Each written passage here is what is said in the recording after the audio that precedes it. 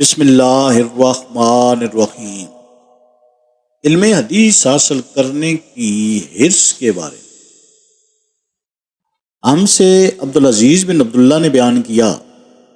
انہوں نے کہا مجھ سے سلیمان نے عمر بن ابی عمر کے واسطے سے بیان کیا، وہ سعید بن ابی سعید المقبری کے واسطے سے بیان کرتے ہیں، وہ ابو ہریرہ رضی اللہ تعالی عنہ سے روایت کرتے ہیں کہ انہوں نے عرض کیا، یا رسول اللہ صلی اللہ علیہ وآلہ وسلم،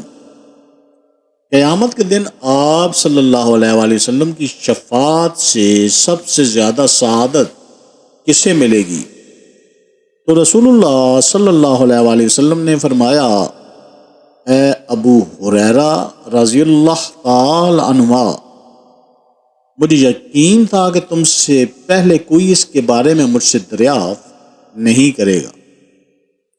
کیونکہ میں نے حدیث کے متعلق تمہاری حرص دیکھ لی تھی۔ سنو، قیامت میں سب سے زیادہ فیض یاب میری شفاعت سے وہ شخص ہوگا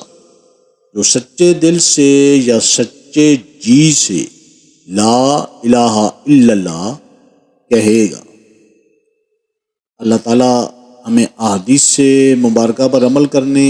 اور اس پیغام کو ہر انسان تک پہنچانے کا ذریعہ بنائے، آمین یا رب العالمین۔